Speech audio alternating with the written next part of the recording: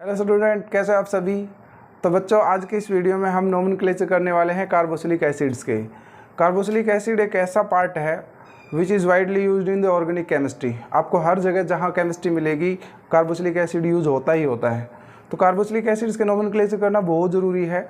Carboxylic acids के nomenclature करने के लिए आपको कुछ बेसिक बातें हैं, बेसिक रूल्स है जो आपको याद रखने होंगे। तो लेट्स स्टार्ट। आज इस वीडियो में हम स्टार्ट करते हैं कि क्या क्या जो बेसिक बातें हैं, बेसिक रूल्स है वो फॉलो करने होते हैं कार्बोक्सिलिक एसिड के नोमेनक्लेचर के दौरान। तो हमने मान लीजिए हम एक कंपाउंड ले लेते हैं कोई भी। यहाँ सबसे पहले तो कार्बोक्सिलिक एसिड की एक सीरीज़ बनी हुई है। उस सीरीज़ का फार्मूला हालांकि ये 10th लेवल पर आता है, पर मैं एक जल्दी से बता देता हूँ।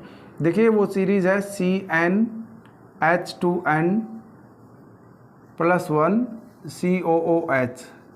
कार्बोक्सिलिक एसिड्स कंपाउंड्स की एक सीरीज है, और जहाँ n की वैल्यू 0 से ही स्टार्ट हो जाती है, यानी कि n की वैल्यू 0, 1, 2, 3, 4 इस तरह से।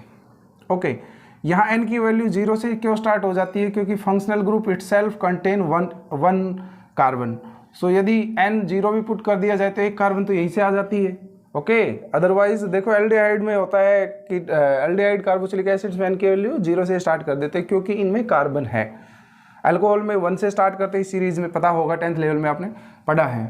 तो इसका n की वैल्यू 0 पुट करें तो यहाँ ये 0 हो गया, ये 0 हो गया, +1 बचा हुआ है, मतलब पहला जो कंपाउंड बन गया वो HCOH।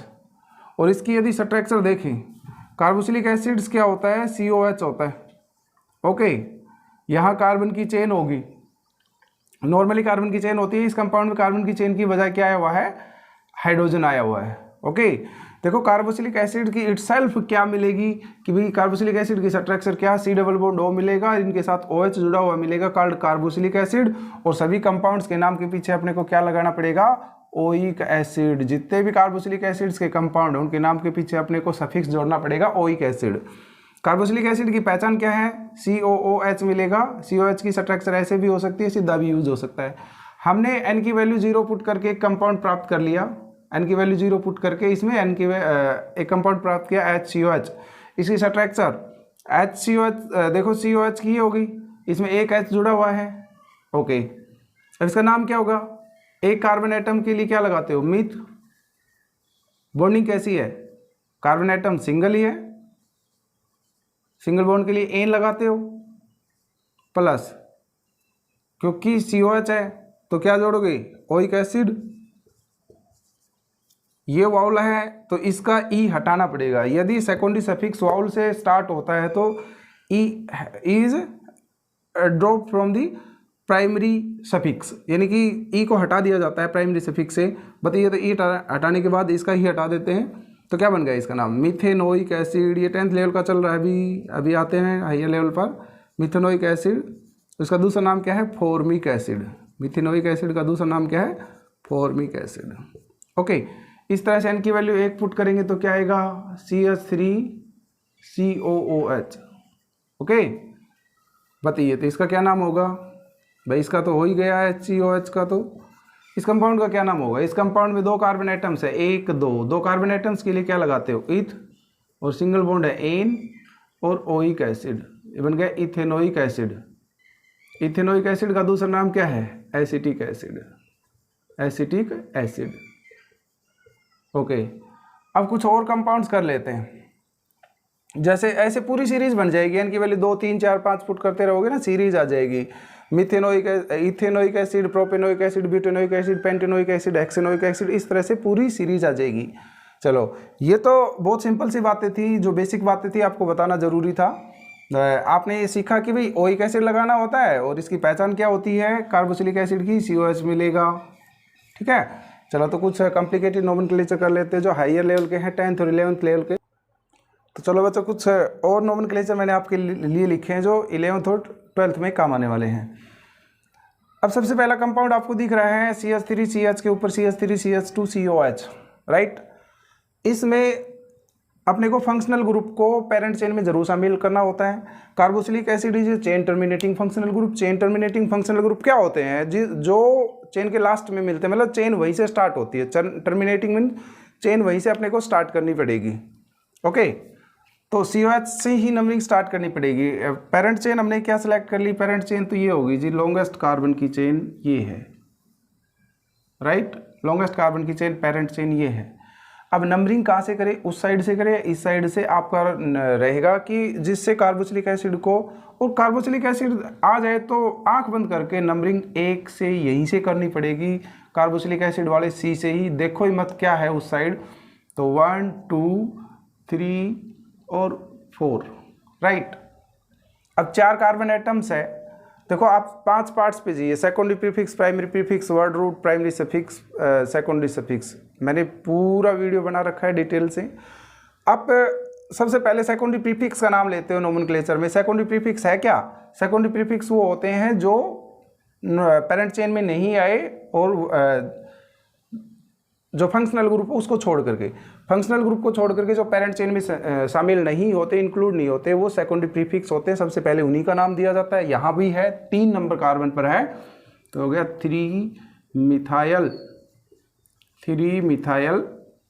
वर्ड रूट पे ये 4 कार्बन एटम्स है, ब्यूट,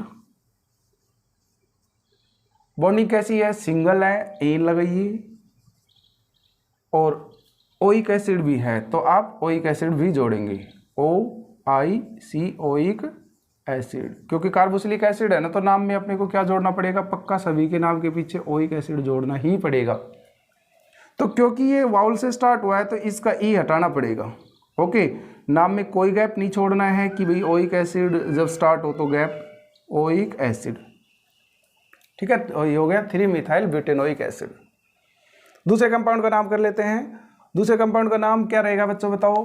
देखो इसमें अपने को चेन काउंट करनी है जो लॉन्गेस्ट है, 1 2 3 4।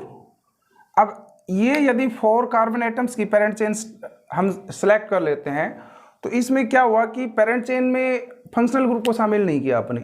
तो रूल है कि पेरेंट चेन के अंदर फंक्शनल ग्रुप जरूर शामिल होना चाहिए, और वैसे भी कार्बोक्सिलिक एसिड तो चेन टर्मिनेटिंग फंक्शनल ग्रुप है, चेन यहीं से स्टार्ट करेंगे, 1 2। अब लॉन्गेस्ट जाइए, उस साइड जाते हैं तो 3 रह जाती, 3 4, इसलिए लॉन्गेस्ट कार्बन की चेन ये हो गई हमारी, राइट, जहां मैंने नंबरिंग करी है। अब इसको छोड़ करके, यानी कि ये तो पेरेंट चेन में शामिल हो गया। अब जो बाहर अपने को नजर आ रहा है वो क्या है, 2 नंबर कार्बन पर मिथाइल है, तो लिखेंगे 2 मिथाइल। 4 कार्बन एटम्स के लिए ब्यूट, बॉन्डिंग सिंगल, एन, और ओइक एसिड। मैंने ई हटा दिया क्योंकि वाउल से स्टार्ट हो रहा है, ओइक एसिड, ठीक है, 2 मिथाइल ब्यूटेनोइक एसिड, राइट बच्चों। इस कंपाउंड का नाम लिख लेते हैं। देखो इस कंपाउंड में क्या क्या पॉसिबिलिटीज है, कितने लंबे कार्बन है, 1 2 3 4 5, 1 2 3 4 5। कौन सी कंपाउंड की कौन सी चेन सेलेक्ट करें, देखो 5 कार्बन एटम्स की 2 चेन पॉसिबल है, एक तो स्ट्रेट और एक ये। रूल है कि पेरेंट चेन के अंदर फंक्शनल ग्रुप जरूर शामिल होना चाहिए, तो हमने ये चेन सेलेक्ट कर ली, कार्बन एटम्स की ये चेन सेलेक्ट होगी। नंबरिंग कहाँ से करें, जहाँ से कार्बोक्सिलिक एसिड है वहाँ से, 2 3 4 5। अब अपने को इस फंक्शनल ग्रुप को छोड़ करके, यानी कि अपने को प्रीफिक्स जो है ना वो कितने नज़र आ रहे हैं, प्रीफिक्स 3 नज़र आ रहे हैं। क्या क्या है प्रीफिक्स, एक तो क्लोरो दिख रहा जी, एक ब्रोमो दिख रहा जी, एक मिथाइल दिख रहा। इनका अल्फाबेटिकल ऑर्डर में नाम लिख देना है। अल्फाबेटिकल ऑर्डर में सबसे पहले ब्रोमो आता है, कितने का कार्बन पर है ये, 5 नंबर कार्बन पर एटम पर है, तो ये हो गया 5 ब्रोमो। भी बड़ा करेंगे, पहला लेटर बड़ा करेंगे, बाकी सब छोटे, 5 ब्रोमो।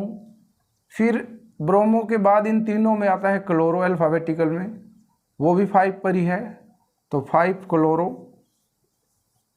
फिर मिथाइल आता है, 2 मिथाइल। अब सेकेंडरी प्रीफिक्स का काम हो चुका है, यानी कि जो सब्स्टिट्यूएंट जुड़े थे ना उसका नाम आपने लिख दिया। भाई ये वर्ड रूट पे कितने कार्बन एटम्स है पेरेंट चेन में, 5 के लिए क्या लगाते हो, पेंट, और बॉन्डिंग कैसी है, सिंगल, और कार्बोक्सिलिक एसिड है तो लास्ट में क्या जोड़ोगे, ओइक एसिड। ठीक है बच्चों, कुछ और कंपाउंड्स कर लेते हैं इसी से रिलेटेड। तो बच्चों कुछ और कंपाउंड्स आपके लिए लिखे हैं, देखिए CH डबल बॉन्ड CH और COH, इसमें 2 बार कार्बोक्सिलिक एसिड आया हुआ है, COH ग्रुप आया हुआ है, कोई दिक्कत नहीं है। अपने को लॉन्गेस्ट कार्बन की चेन सेलेक्ट कर लेनी है। कार्बन चेन के अंदर पेरेंट चेन को जरूर शामिल करना है, ये तो हमें पता ही है। नंबरिंग उस साइड से करो, इस साइड से करो, सेम ही बात आने वाली है। 1 2 3 4। अब देखिए बच्चों, वर्ड रूट आया 4 कार्बन एटम्स का, ब्यूट। बॉन्डिंग कैसी है? डबल। सिंगल और डबल मिले तो कंपाउंड किसका माना जाएगा? डबल, यानी कि इन का माना जाएगा, अल्कीन का माना जाएगा। कहाँ पर है डबल बॉन्ड? 2 और 3 के बीच में है, तो कम वाला यूज करना है, तो 2 यूज करना है, 2 इन। अब आया फंक्शनल ग्रुप, देखो ये वर्ड रूट हो गया। वर्ड रूट के बाद आता है बॉन्डिंग कैसी है, बता दी, डबल है। फिर आया फंक्शनल ग्रुप। फंक्शनल ग्रुप कौन कौन सी कार्बन पे है? 1 नंबर पे और 4 नंबर कार्बन पे, तो 1,4। देख लेना, 2 डिजिट्स को हमेशा कोमा से सेपरेट करते हैं। वर्ड और डिजिट आ जाए तो हाइफन से, हमेशा रूल है। वर्ड और डिजिट को सेपरेट करना है, हाइफन यूज करेंगे। डिजिट डिजिट है तो कोमा यूज करेंगे। ओके, हमने कोमा यूज किया। अब 1 और 4 पे क्या है? 2 है जी, ओइक एसिड है, यानी कि कार्बोक्सिलिक एसिड, राइट, ये इसका नाम हो गया। इसमें क्या है? पहले तो देखो इसमें कार्बन के 4 बॉन्ड कैसे सेटिस्फाई हो रहे हैं।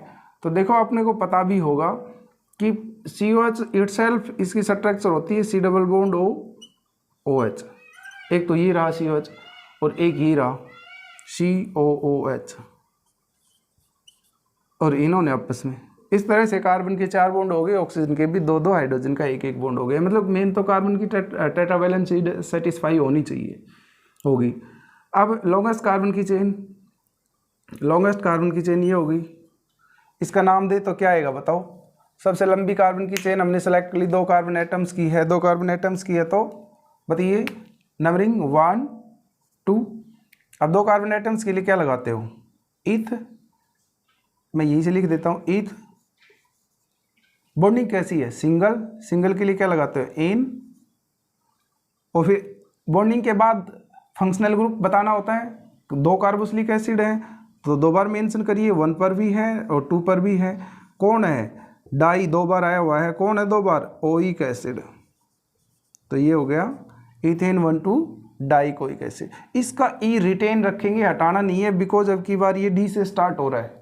ओके, कई बार बच्चों को कंफ्यूजन रह जाती है, ई हटा देते हैं। देखो जब ये डाई ट्राइट आ जाए तो अब ये कॉन्सोनेंट से स्टार्ट हो गया, इसका ई रखना है, अदरवाइज तो हम हटा देते हैं।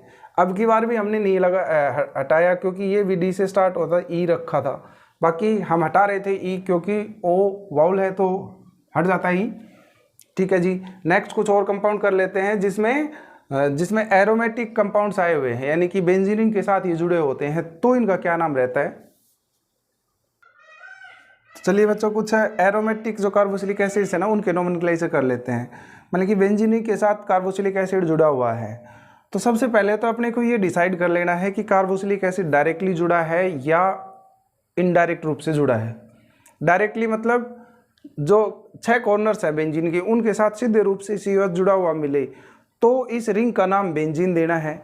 यदि वो सीधे रूप से नहीं जुड़ा हुआ मिले तो इस रिंग का नाम फिनाइल देना है। ये नियम होता है, रूल होता है ये, कि इस रिंग का नाम हम क्या दें कि जी बेंजीन दिया जाएगा यदि इसके साथ कोई चीज़ डायरेक्टली जुड़ी होती है। जैसे कि कार्बोक्सिलिक एसिड डायरेक्टली जुड़ा है तो इसका नाम बेंजीन दिया जाएगा। और यही कार्बोक्सिलिक एसिड डायरेक्ट ना जुड़ा हो, साइड चेन से जुड़ करके फिर इसके साथ अटैच हो रखा हो, जैसे कि यहाँ कार्बोक्सिलिक एसिड COH डायरेक्टली इनके साथ नहीं जुड़ा इन पोजीशंस के, ये तो एक साइड चेन के साथ जुड़ा है ये कार्बोक्सिलिक एसिड, तो अब की बार इसका नाम फिनाइल दिया जाएगा, उसमें इसका नाम दिया जाएगा बेंजीन।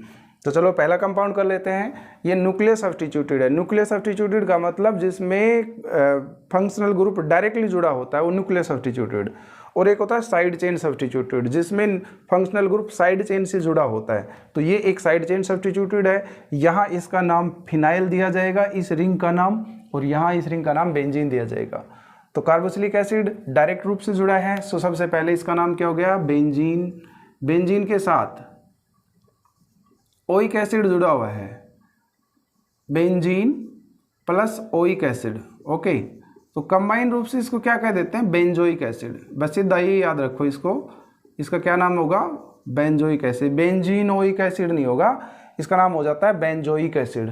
याद रख लेना ये पक्का कि बेंजीन प्लस ओइक एसिड, ये तो मैंने आपको याद रखने के लिए बता दिया, benzene plus oic acid benzoic acid. ठीक है, तो ये इसका नाम हो जाएगा बेंजोइक एसिड। ठीक है जी, नेक्स्ट कंपाउंड का नाम कर लेते हैं। नेक्स्ट कंपाउंड में फंक्शनल ग्रुप के साथ सब्स्टिट्यूएंट भी आया हुआ है, तो नंबरिंग हमेशा फंक्शनल ग्रुप जिसके साथ जुड़ा है वहाँ से करो। ऐसा नहीं करना होता कभी कि भी यहाँ से नंबरिंग कर दी फिर रिंग के साथ, कभी भी ऐसी नंबरिंग नहीं होती कि आप साइड चेन से जाते हुए रिंग में नंबरिंग हो जाए। या तो रिंग में ही नंबरिंग होगी या साइड चेन में ही नंबरिंग होगी। तो हमें जिसके साथ फंक्शनल ग्रुप जुड़ा है उस कार्बन को 1 नंबर देना है, फिर कोशिश करो जो सब्स्टिट्यूएंट जुड़ा है उसको लोवेस्ट पॉसिबल मिले। तो इधर से नंबरिंग करनी है 1 2 3 4, उस साइड से मत जाना कि 1 2 3 4 5 इसको 6 दो, नहीं गलत हो जाएगा। रूल है कि लोवेस्ट पॉसिबल इसको भी दीजिए। नंबरिंग सेलेक्ट होगी।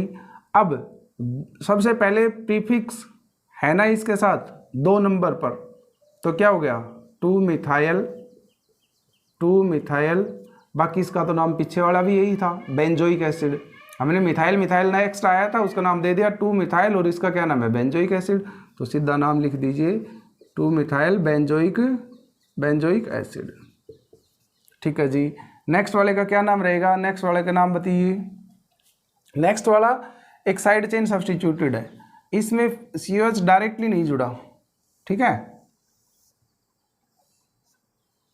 अब यहां से स्टार्ट करिए 1 2 3। क्यों, क्योंकि हमेशा नंबरिंग फंक्शनल ग्रुप से स्टार्ट करेंगे, यानी कि COH से स्टार्ट करेंगे। अब कोई सब्स्टिट्यूएंट है क्या, है ना, ये जो अब की बार जो ये रिंग जुड़ी हुई है ये एक सब्स्टिट्यूएंट का काम कर रही है जिसका नाम है फिनाइल। तो 3 पर क्या है, 3 पर ये सब्स्टिट्यूएंट है फिनाइल। अब कईयों का क्वेश्चन आएगा कि जी वहाँ तो बेंजीन दिया था और यहाँ इसका फिनाइल। मैं बता चुका हूँ कि वहाँ COH डायरेक्टली जुड़ा था सो बेंजीक आता है, बेंजीन आएगा। और यहाँ COH डायरेक्टली नहीं जुड़ा, ये साइड चेन के साथ जुड़ा हुआ है, फिर वो साइड चेन इसके साथ जुड़ी, तो इसका नाम हो गया फिनाइल। कौन से पर है, 3 फिनाइल, 3 पोजीशन पर है। अब वर्ड रूट पे ये 3 कार्बन आइटम्स के लिए क्या लगाते हो, प्रो। बॉन्डिंग कैसी है, सिंगल बॉन्ड एन, और लास्ट में क्या जोड़ोगे, ओइक एसिड। ठीक है बच्चों, ऐसे ही बहुत सिंपल और भी क्वेश्चंस हैं जो आप खुद अटेम्प्ट करना। कोई प्रॉब्लम आए तो कमेंट सेक्शन में आप पूछ सकते हो। वीडियो